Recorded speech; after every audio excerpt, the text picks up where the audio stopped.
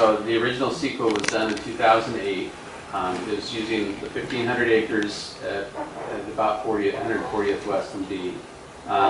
We envisioned M&I type wells, so these are different than ag wells. They're sealed to 2,000 or the 200 feet, and there's also the plumbing, the connection, the disinfection station. That was kind of the original vision in 2008. The purpose for the water bank was for water quality. We recognized we had THM issues for some of our customers in the North County, so we had to really address that or do something with chloramine. So water quality was the motivation for doing water banking, drought supply, and emergency outage for existing customers. So this is to increase the reliability, to meet standards, and to avoid drought conditions that we're in right now. So the goal at that point was, or the goal for the bank was an extraction capability of 45 million gallons a day, so 45 MGD. That at 12 months would be about 50,000 acre feet. So kind of, you can kind of put that in context with our existing demand. Recharge capability was capacity 36,000 acre feet a year. And I'll get into how we've been able to accomplish those things, but we wanted to meet and exceed HM, arsenic, and chrome 6 standards with this bank. So again, water quality, drought supply, emergency outage. How it's been going as far as THMs, we had a goal of 80% of the standard, and we've been way below that. Arsenic has not been an issue. We've had to address that, but we've had to design wells to meet that, but it's also been able to manageable. Operational costs have been very low, well, comparatively low, $250 an acre foot, generally speaking. Presently, we have 9 operational wells, so we're getting somewhere between 14 and 20 MGD. So about half our goal, a little less than half. Recharge capability is 50,000 acre feet a year, and that's really just limited by the west feeder capability. So we can get 50,000 acre feet in that recharge area if we were running the west feeder full blast. So total capital costs have been about 35 million. 19 million was the 07-8 COPs. 2.5 million was from reserves. 7.7 was Willow Springs. Remember, we partnered in there that they shared part of the cost of conveyance facilities, and then we also got a grant. So there's 5.4 million in grant funds. Treatment, the cost to treat groundwater is a lot lower than taking the raw water out of the aqueduct and treating it, say, at the Roseman plant. So we've been able to save some costs. It's likely to be less expensive than even treating our groundwater that we take out of the ag wells. We've got ag wells that we pump into the west feeder and goes to Roseman. We have to treat that at Roseman. So again, these additional wells and the property that we have now have been financially very sound. So the total cost for these additional wells, and we'll get into more detail as we get into these additional agenda items, but we're talking about additional $12 million or so for wells, equipping, plumbing, the whole works to bring that west side bank up to 35 MGD.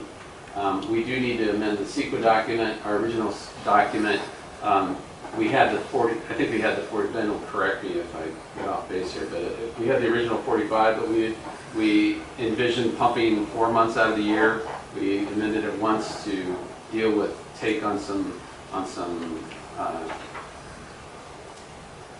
environmental issues, and then also to increase the pumping to 12 months, so we have the full 140 or the full year for 12 months. So that's additional amendments. So tonight we would need to amend it again, and we'll get into the details on the secret document. The document for the addendum number 3 was sent out earlier, so we'll probably got a chance to look at it. Like most of you not, but a lengthy document, so we need to make sure we get everything in writing so that we can always follow our monitoring and mitigation. 36 pages? Yes. I saw it. Never ended.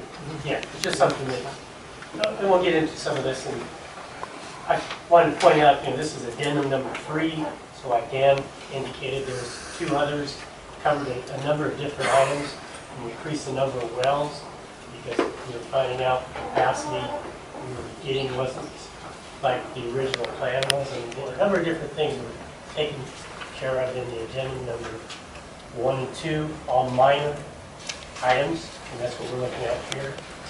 And so we'll get into some of these. Just wanted to quickly go through the CEQA addendum process. There is a process that's called out in the CEQA Act, and it provides for when you have a project that's in place that has a mitigated negative deck and you're making minor changes, you can do it with the addendum process.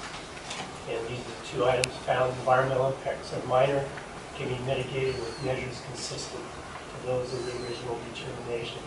And as we get into this a little bit, you find out we're not changing the project. We're not increasing the number of wells. We're not we're treating it the same way. Same amount of water is going out, 45 MGD max. So there's nothing changing other than we're locating some wells on properties that weren't in the original mitigated negative deck.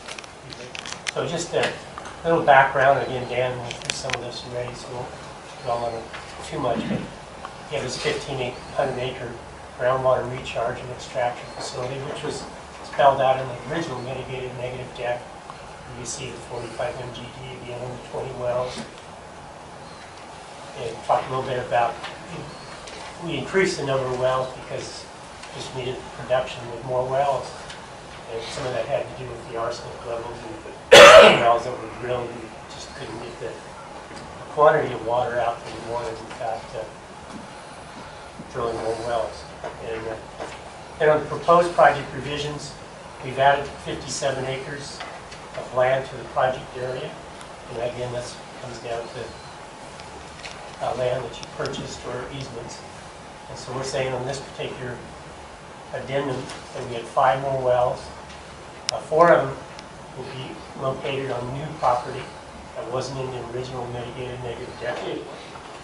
An overview, a little bit out of scale, but get to the top. It's the top of the picture is to the north. So you're looking at the top of Avenue A. And the blue boundary is the original boundary of that was used in the mitigated negative deck in 2008. The red is the parcels or easements that we're looking at to place wells on. So as you look to the...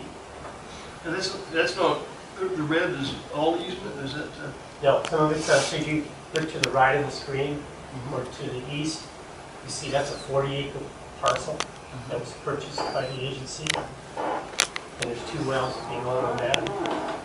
Just to the north of that, as you go up to Avenue A. This was purchased, right? Yeah. This was Yes. purchased. This is the easement. Right. Is that? That's an easement. So, again, at the top is Avenue A. Yeah, where the Avenue A, where's Avenue A? top of the sheet. Right. Okay. Yeah, just hit your And this is Avenue B. B. Right. So where this new property is that you purchased is A8 and 130th Street West.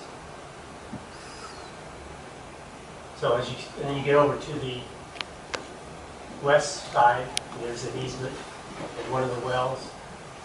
Yeah. Existing boundaries. So one of the wells right here is on the property that we already covered in the environmental document. This one we didn't, we're very close to it.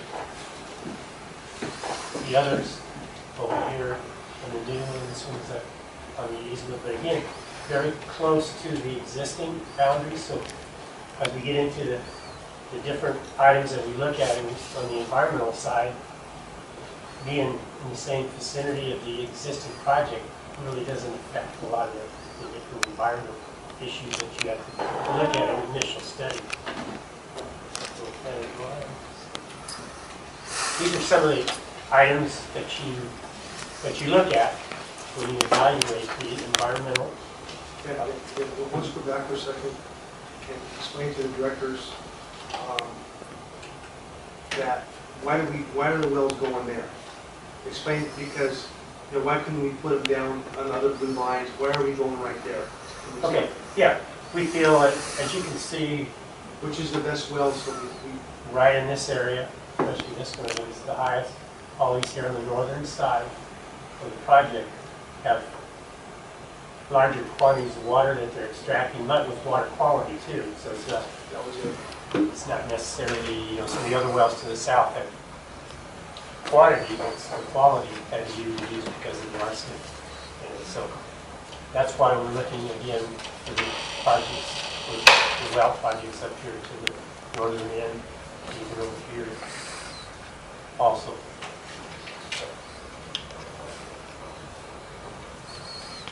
But yeah, there's no difference in these additions to the project than the original 2008 project.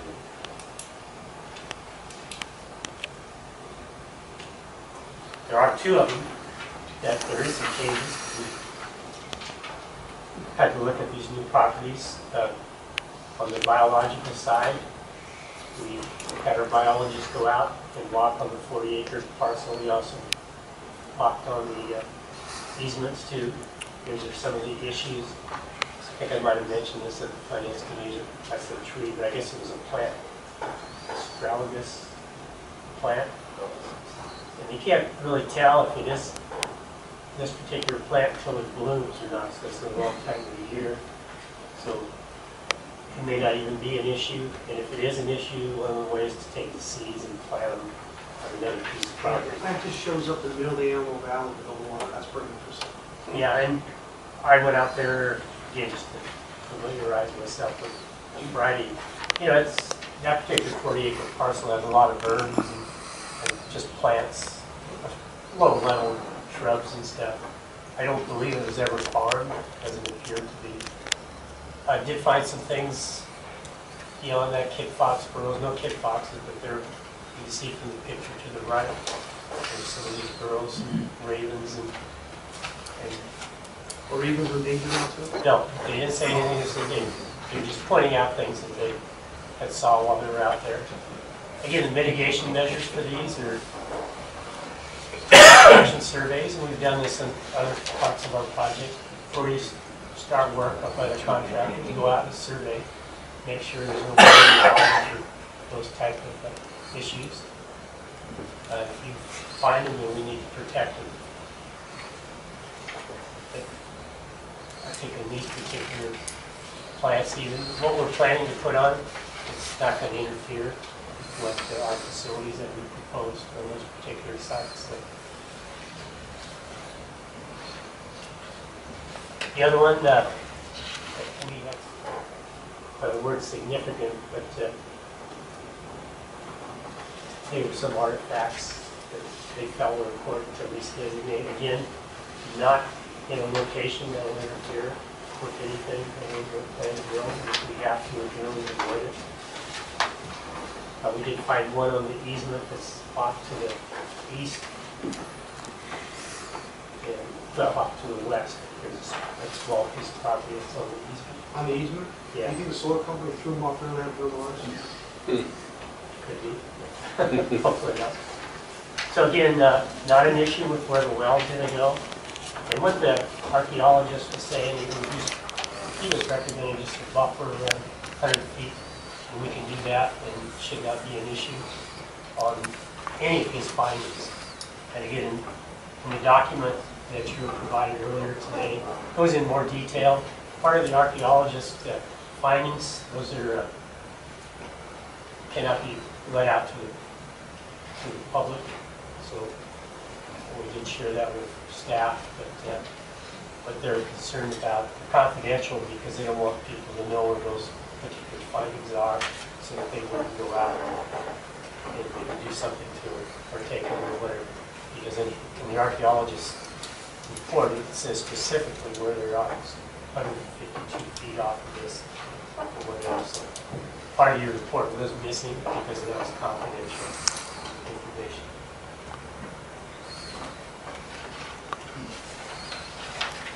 I want to make sure whether it has to be addendum 4, whether, I know we have to identify them, but one of the discussions we had last time, ideas we had, wasn't much of a discussion, ideas was, what happens if we put water in our bank and allow our customers to pull it out so we don't have to put the wells in? Is that still a minor change because we're not pulling any more water out? We just have to identify the locations of those wells. Is that a major change? Is that, you know, that's kind of the question, if you understand it. Yeah, we were. If LA County has an existing well, basically the same basin, and we put water in and say, okay, we're not going to pump it out, put in a slip line, you pump it out, put it in your line yourself, would that be a minor change to this secret document? Or does that change the intent of the whole project? Yeah, you're going back to what the original intent was in the mitigated negative. It's still drought protection, it's still, I mean, whether we put it in our pipe and send it to them, or they put it in their pipe and send it to them. I know you don't work out all the gods of CEQA, but, you know, is that a different project? Right, you have a... Well, I'm not, probably the only way I can answer that is to describe the process. The process would be you take a look at your original CEQA document to see if the description included that. And if it did not, then it would be a change. And then you'd have to go through this kind of process to run through your checklist as to whether or not the change affects any of those categories. So you probably wouldn't know that without knowing exactly what it is that's being proposed. You can't just do it globally and say, well, whatever they do. Well, I realize, but that's why I'm just trying to not necessarily be globally, but does that still look like an addendum, or as we go through those things? Because I didn't see anything changes on those, what you looked at. It's just where the location is, and we're going off of our property, but so is LA County going up, is off of our property too? Does it really change the intent? Okay, that's It's a thought we can consider independently in the future. Any more comments on item 63? Kennedy Jenks, consulting, running offices in Pasadena. So we're under contract and we're doing the design of this project that's called the West Side Water Bank Phase 2 well, tank, and pipelines. And after I speak for a few minutes, Mike's going to talk about some ongoing work to add for construction management. So the water bank, we're adding to the West Side Water Bank Phase 2 by constructing 5 wells, which are gone through design and out to bid, and we talked tonight about awarding that well drilling contract. And the other work that's still in design is for the addition of a tank at the treatment site, an additional 4 million gallon tank, and the collector, well collector pipelines that bring these wells to that site. So with that, I'll also address the construction costs and schedule. So the outline is to go over the construction cost estimate that Dan referred to earlier and talk about the return and investment that the board asked about for this project schedule, and then I'll present the well drilling bid results. The bid opening was last Thursday at 2 o'clock, and we're talking about the possible award tonight. And Mike Flood will talk about, the engineer will talk about the construction management proposals and office engineering support. So with that, here's the construction cost estimate. There's 4 bid packages. One is for the 5 wells, one is for the drilling, one is going to be for the equipping of those 5 wells, and some relatively minor modifications on the treatment plant site in support of the new second tank, the tank construction itself, and then the pipelines. This is the recovery pipelines and some blow-off pipelines that total about 3.3 miles of 12, 16, 20-inch pipe. These 4 packages, the first one is the actual bid price that we'll present here in a moment, which is $3.267 million, and the other 3 proposed packages are all estimates at this point. The total estimated construction cost is $11.77 million, plus the engineering for the design and construction management is roughly $1.4 million, for a total of $3.17.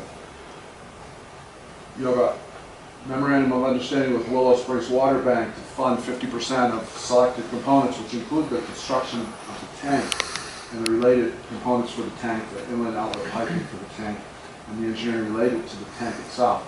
So that portion is roughly $2 million. So 50% of that is $1 million. So that brings the $13 million down to $12 million, or $12.17 million.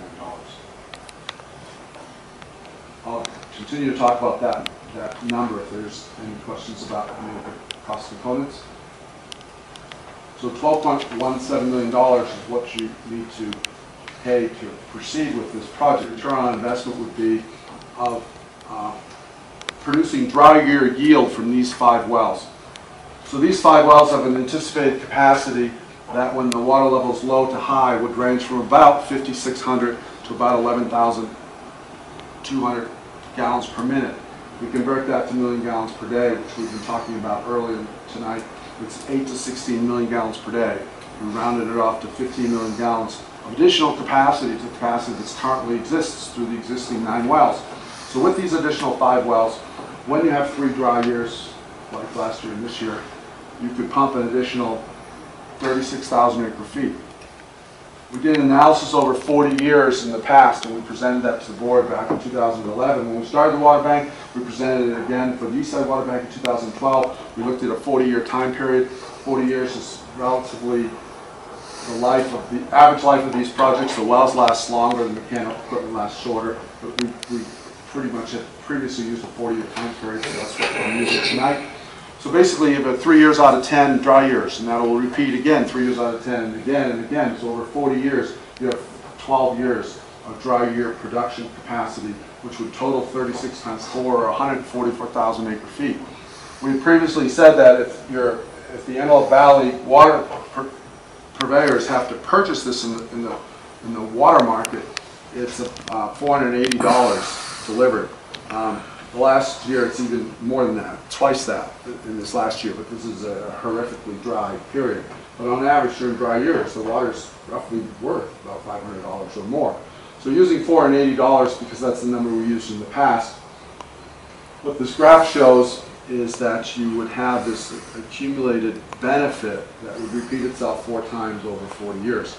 And so if you invest $12,170,000 in the project pays back over 40 years, a net gain of $56.95 million.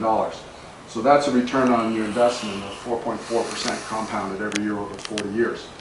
What was to compare that to is you've got $25 million in the bank right now, in bank or financial institutions, that's just basically producing 0.8%, very low interest rates these days. And so at 0.8%, just for comparison, we know that that will vary over time, but if it were 0.8% today, if you took the same $12.17 million of that investment, basically over 40 years that would become $16.7 million. So that return on investment is 0.8%. So basically the money could grow in the bank $4 million over 40 years, or you could invest it in these 5 wells and associated facilities, and basically could produce, $69 million worth of water, which covers the $12 million and produces an additional $57 million in equivalent value of dry year yield. So that's the point of this graph. I know that's a lot to say in 3 or 4 minutes, but basically that's the analysis that shows the comparison of putting your money to work by additional water banking capacity. 4 bid packages. The critical path is the wells. So we basically, when given the design project, we created an updated revised well package from the previous wells using the same base bid documents, and we put the bid package out on the street within a week, and it was out for a month. The bids were open last Thursday, so we've been moving quickly. We're currently doing the CEQA amendment with AVEK as a sub-to jinx, and right now we're at the point of that diamond that shows award potentially tonight of the wells. There's 300 days in the construction contract to complete 5 wells. There's actually 3 milestones. We told them to complete the first 2 wells within 150 days, the 3rd well within 190 days, and the last 2 wells within 300 days. Those are connected down to the well equipping and related to the tank and the well, so that all of this could be available to be online by the summer of 2016, where in July, August, September, you'd get the first 3 wells online to the first pipeline, and then there'd be several more months to get the second, the 4th and 5th wells online through the second pipeline, different portions, the northeast and the northwest. So basically, we've got a plan and a schedule following that plan, and we're basically a month and a half in. The bidder is Yellow Jacket. Yellow Jacket was 3.39. The engineer's estimate is 3.4, so both of these bids were under the engineer's estimate. The second low bidder was just barely under the engineer's estimate of 3.4 million. The math has been checked, and at least checks on the first two bidders. The third bidder, there's some funny numbers with decimal points and multipliers, but we're not that concerned since we're not interested in awarding to the third bidder tonight or ever. The first bidder checked out. We checked their contractor's license, and you've looked a little bit at some information references, and we talked to our contractor, City of Sacramento, that's using them right now, and we're happy to report on any more information with regard to their qualifications. You want to comment? Yeah, because we did check with an individual that represented the University of California, Davis, so we gave him a good reference on the work that they've done. For good comments on the work. They drilled wells for them? Yes. We talked today, Alex Peterson, our design manager of Wells, he's in the Sacramento office, and he talked to project manager from the City of Sacramento, and they're doing 3 wells for them now with 1 more well planned. So there's a total of 4 wells, and they're satisfied with the work that they're doing. We also talked to the hydrogeologists that put together that well package, and they're also satisfied with doing good work. So we're happy to support the recommendation to award the West Side Water Bank Phase 2 well drilling contract to Hydro Resources West, Inc. in the amount of $3,267,950.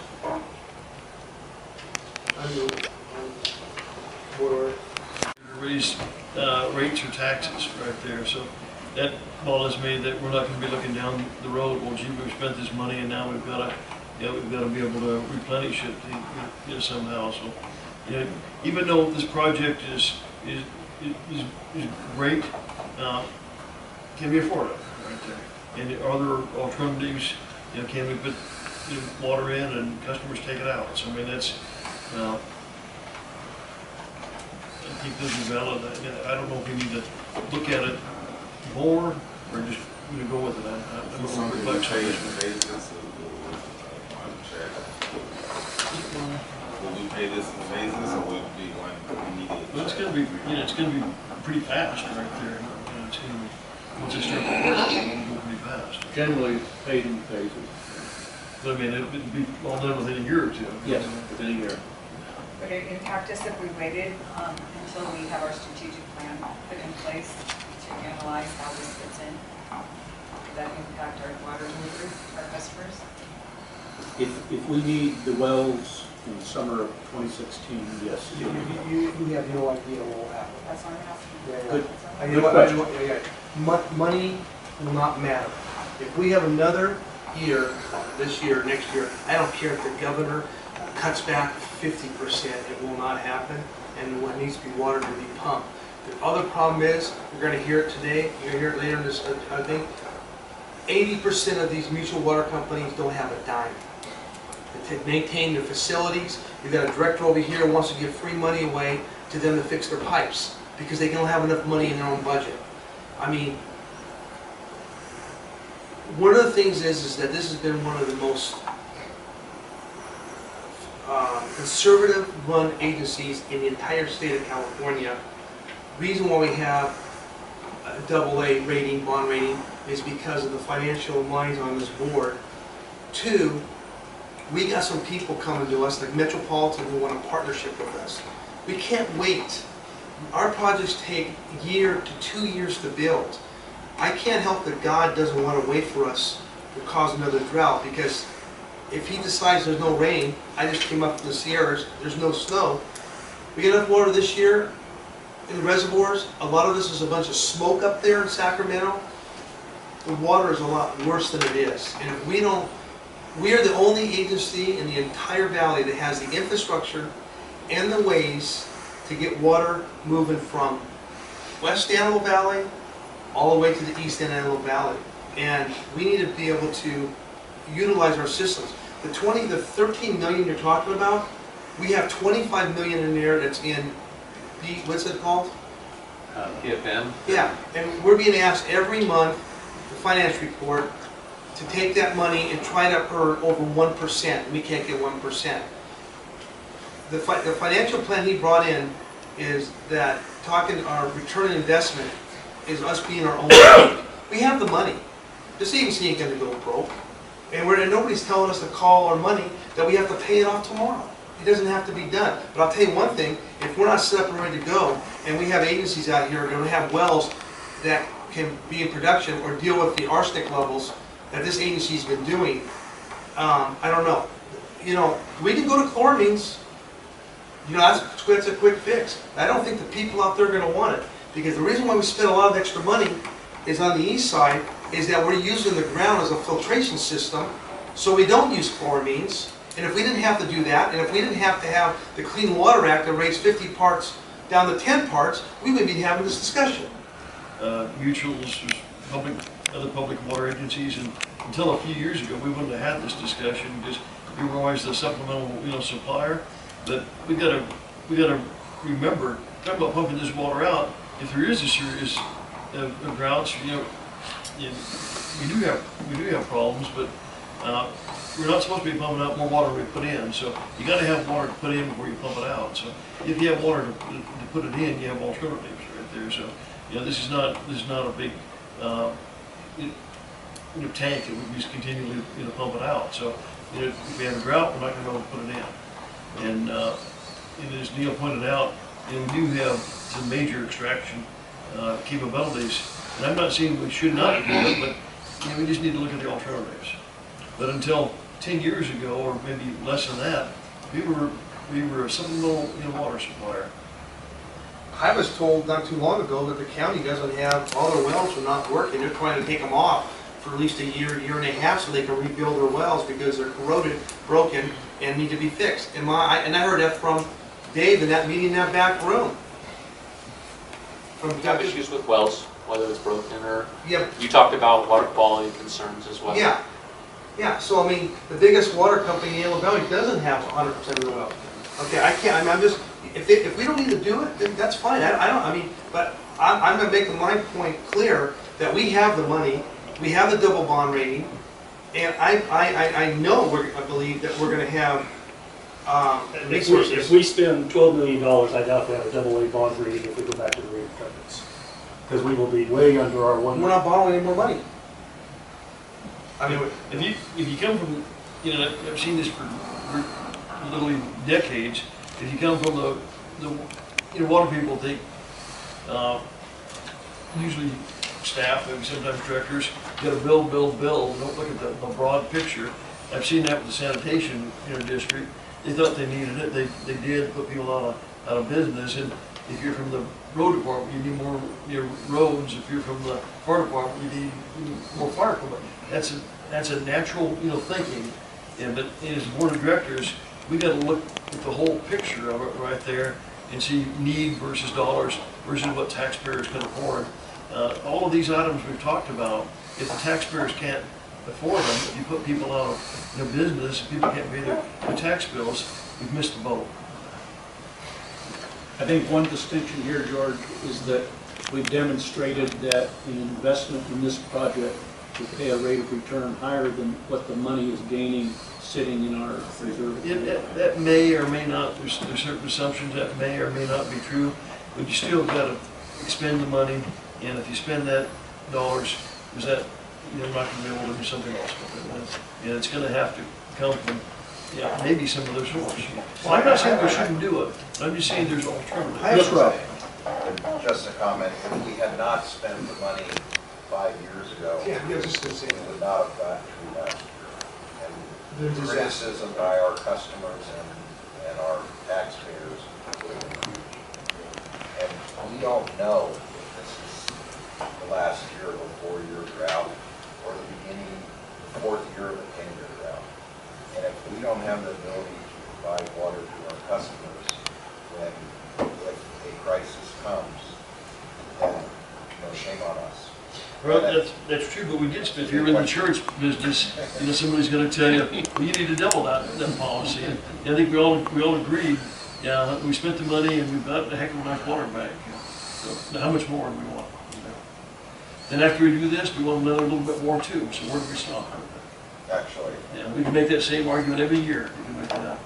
Well, I think there's, well, we'll wait till strategic planning to do that part of it, but I just think this board made incredibly tough decisions 5 years ago. No, it wasn't tough. A lot of money and saved us last year. It was, and you know what? You know what? We got the #1 award in the United States for building this bank. Okay, and that wasn't just given because we're in the Antelope Valley. Nobody cares about the Antelope Valley. We got it because we did it so inexpensively and so fast, and we got the water. Public health and safety, there is no money that can be put on that. And I'm going to tell you right now that a lot of these water companies right now, with the arsenic levels, and if we don't get the rain, and they don't get better quality water, and we're not getting water from the aqueduct, they blend their water with our water, it could be an issue. How much are they going to be telling their people they need to cut back 50, 75%? You know, you got to go forward. We have the money, and the money that's sitting in there, that 25 million that's sitting in there right now, is going to sit in there for another 10, 15 years. I mean, We're supposed to be financially responsible. That 25 million has to sit in there to cover our covenants on our COPs. How much It money? is not above our COPs. It is part of our COPs. So what you're moving on is basically saying that we're going to break the covenants. We're a financially responsible body. We're going to break our covenants for our loan, be upside down, because this is more important than the financial responsibility. Yes, Rob. Yeah, and Neil and George, I don't think what two of you said lightly, and I agree with a lot of it. And I also believe that we as an agency need to look for more partnerships in doing these projects. Okay? I don't know if we've gone to the county and said, county, you know, we want to partner with us with, these wells. We want to have investment dollars you can put in, because what we're doing, our #1 customer is the county, #2 customer is Forest Hill. We're giving them insurance policies for being able to provide water to their customers. And if we're not approaching them and putting them in the same position we are, what are you coming forward with? Then shame on us. We didn't fit here the drought, and we're not able to provide our customers water. Thank you. And I'm not going to be... But I also want, to go on record that what you're saying is incredibly important, and we need to look at the partnerships and need in our strategic planning to start looking at where we get the funds. I want to make sure that, which will be interpreted this way, I don't want to spend $12 million on this and be upside down, and then spend another $6 million on a new building here, and then raise taxes, because everybody's going to sit here and look at, we didn't raise taxes to put in a water bank, we raised taxes to put a building in for those records. Because that's going to be the next thing down the line. And so, if we're doing this, then I'm basically saying we're putting the building is gone. It's a separate decision. I know it's a separate decision, but if we don't have a strategic plan, we need to discuss about it right now. Because to me, that makes a decision on, are you spending money for this? Are you spending money for a building? Are you spending money for another set of wells? Because again, we got $30 million. All of a sudden, we're way It's probably not a separate decision, because you have too much dollars, you have priorities. Right? Where do you want to spend money? Yes, Doc. What's left and what's in this the drought We've taken out about 18,000 of the roughly 33,000. So 33, so you have 33, how much? 33,000 that was recharged out there. Is what's left, or that's what was recharged? Well, if you're talking about direct recharge, there have been some in lieu projects on that property and also on property So land. how much is, So you could say you're probably about halfway through what you've got available. Give me a number. I'm sorry, what? Give me a number. What's available to extract? About 18,000. 18,000. And what's our well capacity? What do we have the capacity to extract? Our capacity is about 14.5. About 15,000. 14,000? 15,000 acre feet a year at our current rate. 14,000. So we can extract a good portion of it.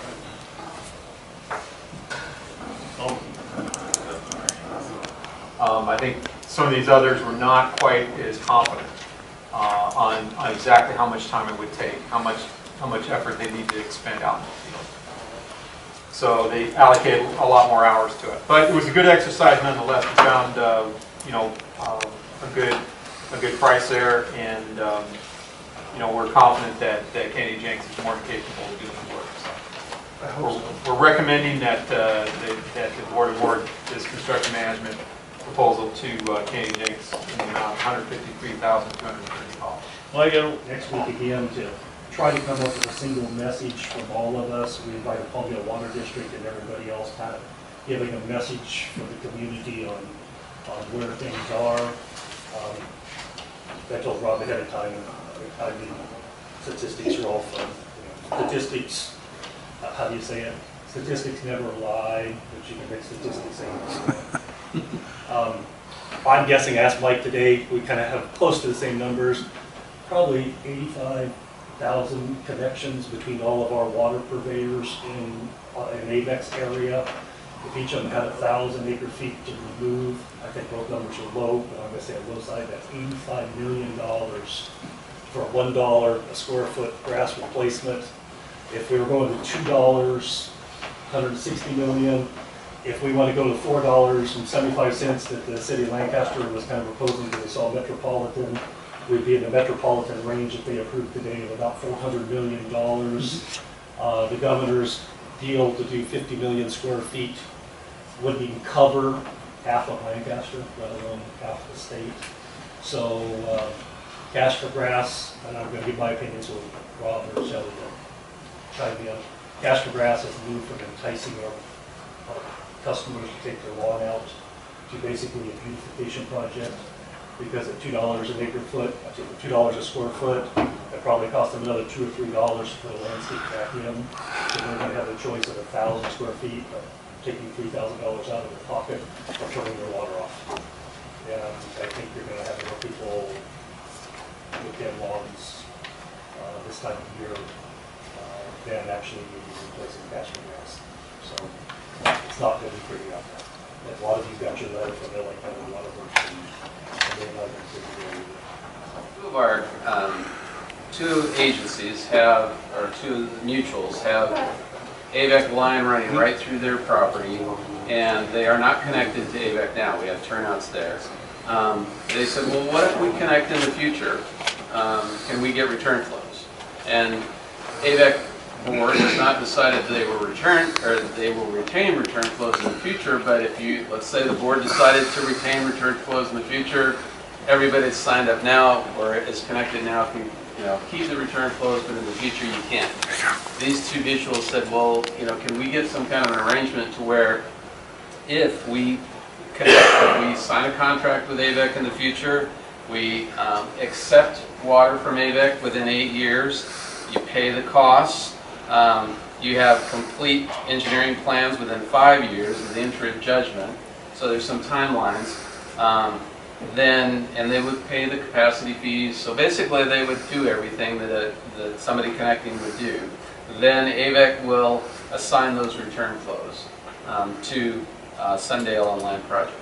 So that's kind of the essence. So the board, when we looked at this last year, the board directed staff to put agreements together for these two mutuals for Sundale and Line projects, and that's what we've done, establish those. So what we're coming to with tonight for the board is to approve those contracts. Is that right? No. And that contract, the agreement is included in the package. So bottom line is, if they meet all the conditions, pay all the costs within that 8-year time period, then they can retain return flows if AVEK decides that they would be. The committee had 2 or 3 meetings with principals of our directors, managers of the 2 agencies. After they presented their position and situation for their districts, the committee agreed we should go in this direction. But I want to update everybody, return flows. The way it's basically based upon a stipulated judgment is that they don't, when they finally hook up to us, if they don't take any AVEK water, they don't get return flows. They have to take AVEK water And whatever the judge and the stipulated judge decides the finalization of the percentages, they'll be able to pump more groundwater, or pump groundwater in that percent, up to the percent of what AVEK water is. So if they buy 100 acre-feet of water and the return flows is 20%, they'll be able to pump 20% out of the ground without being taxed. Is that correct? That's right. Okay, so which would be Sundale and land projects under the agreement that Dan just talked about. Second. I'm sorry, Water supply, no changes here as far as the allocation. Coralville's a little lower, San Luis is a little lower. Those percentages, 54%, 68% are a little lower than they were last board meeting. It's reservoir conditions, again, pretty much the same story. Coralville way below 45% of capacity and 54% historical average. Got a little, there's been a little bit of rain up there. Got a little bit of an incline to that. So it's, now we're up to 74% of average for this date. So, that's above what we got in 13-14. It's way above what we got in 76-77. But again, it's the snowpack that's really low. So Moorville's starting to decline, or continuing to decline, making minimal releases. San Luis is starting to decline. We asked them specifically at the board of directors meeting at State Water Contractors last week, are we going to get the 20%? And they said everything that is scheduled will get delivered. So, I don't know if that's code for something, but the way I read it is they will deliver the 20%, but they're assuming something's going to happen in the fall, and they're going to fill in the gaps with the deliveries in the fall with water that's showing up later. Okay, Neil's idea, and so we don't gamble, I'm not getting that water. Could we take that water now, but we have the difference of instead of putting it, recharging it, that 20%? Summer's not a good time to get that position. Well, I'm just, when we might not, if the thing is we leave it in San Luis and there's a crisis, they might not get any of that water. I think that's something to kind of consider as we go forward. I think at this point, I don't know if I can come to a recommendation. Why don't we today? I'm just saying we need to think of. That's something to think about, because later in the year, things are going to change a little bit, I think. And we may look at, and we always have a strategy for the end of the year. How much do we have in San Luis? How much do they really have? That kind of thing. So it's something we want to keep an eye on. Will we take our water You send in a schedule. They request a schedule, you schedule it, and then they approve the schedule based on their their ability to deliver. And there haven't been very many times when they say, "Oh no, AVEK, you can't take that much that time." I mean, I have done that when I was on the other side. I don't know if I did it to AVEK, but I've done it. AVEK was always so reasonable with their requests. You did. But, That's right. did I? Yes. So Somebody like you. it can, somebody like me, yeah.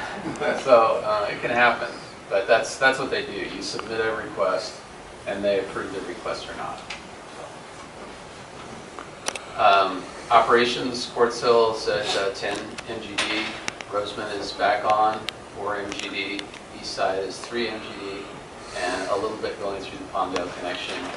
Extractions at the water bank, or water bank extractions, we've got 1300 96th Street East, and there's 13.5 MGD coming out of the west side, and that is all going to LA County at this point. So we were splitting it between north and south, and now it's going to LA. Dan, could you explain that a little bit? You show the Roseman treatment plant processing 4 MGD. Where's that water coming from? The west feeder. I bet I'll let. Ag wells at. Thank you. Okay. Okay. Good thing, John.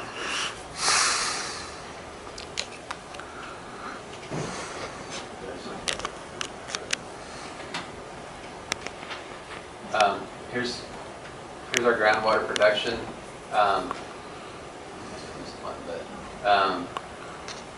Well, yeah, there we go.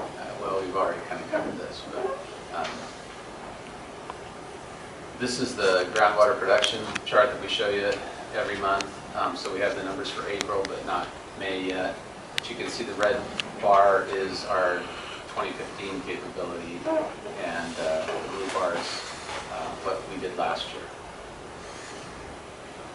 So we're still running ahead of what we did last year.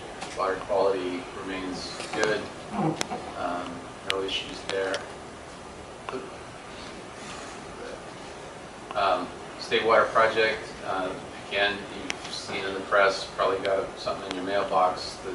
The governor's drought executive order and the letters have gone out to water customers. Some concern about how much water AVEK was pulling out of the ground, and I explained that, of course, AVEK's own documentation says they won't pull out more than 90% of what was put in. What we heard tonight was roughly about half, and of course that needs to take into account, if I remember right, the farmers pulled out usually about 3,500 acre feet a year, so that needs, and all the other things need to be incorporated, those percentage numbers. But just so you know, there are people wondering about that, so it is something just to kind of keep track of. And I guess personally, I would certainly encourage, I heard some comments a moment ago, if there is any excess this year that we get out of the state water project over and above with the customers, I would certainly agree with getting it over the hill and getting the bird in hand and getting it in the water bank, because who knows what emergency legislation or who knows what could come up that somebody tries to grab that water. So I fully agree with some of the comments I heard. Or natural disaster. Well, yeah, there's that potential for earthquakes and all those other kinds of things. They might throw a Delta snow in there too. But just so you know, people are concerned. So whatever that percentage number, keeping track of that, obviously it's not near 90% now, but you know that number, as it gets potentially, if there's more drawn out in the future, then somebody needs to be keeping track of that and making sure that there's no exceedance. Thank you very much. We decipher our ratio on our COPs by looking at the Treasury's report. But the ratio to keep our bond that we've been trying to meet at 1.75 with capital materials, I mean, this pump is probably, the wells probably aren't going to affect it because we have capital expenses, all that kind of stuff, but I think it should be included in our Treasury report to say where we are on our ratio. I know most of it's projected, I know most of it's 2 months behind, but I think we should have a kind of running track of that in our Treasury, our monthly Treasury report. Dan, would that be a problem? I think it's a good idea, because then we can keep track of what the credit rating agencies view of our financial statements. There's likely to be a lag, the data takes a little while, but information. Yeah, good idea. Or the other option would be is if we have a large bid come to us, how that's, if a staff report, maybe there's a little line in there, how that's going to affect the ratio or something like that. Because just because it's $3 million doesn't mean it's going to affect that ratio, but it affects our COP ratio, but not our other ratio. The second one is, and I think I may have said this last meeting, but I want to kind of do it again. AWWA's in Anaheim is close. I think we should offer our employees a chance to go down and visit the exhibit. I think it's $95 a day. And I think it's within the general manager's authority to do that. But take a vehicle down and take 4 or 5 employees that would be interested, and be able to talk to some of the suppliers, other people that we have. I think that's something the employees should have an opportunity to do. So I'd like to see that as an opportunity to reflect that real quick. So, that's my 2 comments.